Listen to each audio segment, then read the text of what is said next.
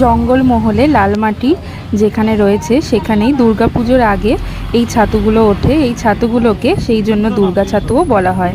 আবার অনেক অঞ্চলে এই ছাতুগুলোকে কারান ছাতুও বলে, কারণ এই ছাতুগুলো যখন ওঠে তখন কাড়াকাড়ি বেঁধে যায় নেওয়ার জন্য। আবার এই ছাতুগুলো যেহেতু কুড়িয়ে আনা হয় সেই জন্য এই ছাতুগুলোকে কারান ছাতুও বলা হয়। আপনাদের অঞ্চলে এই ছাতুগুলো কী নামে পরিচিত আমাকে অবশ্যই জানাবেন। এই ছাতুগুলো কিন্তু অত্যন্ত পুষ্টিগুণে সম্পন্ন এবং এই ছাতুগুলো বর্তমানে দুর্লভ। শুধুমাত্র জঙ্গলমহল বা তার আশেপাশের অঞ্চলেই এই ছাতুগুলো এখনো পর্যন্ত দেখতে পাওয়া যায়। যেহেতু দুর্গাপুজো একটা পরবের আগে পাওয়া যায়, এই ছাতুগুলোকে অনেকে পরব ছাতুও বলে। আপনাদের ওখানে এই ছাতুগুলো কী নামে পরিচিত জানাবেন এবং কত করে এই ছাতুগুলো যাচ্ছে সেটাও জানাবেন। আমাদের এখানে ছাতুগুলো 600 টাকা করে কেজিতে যাচ্ছে।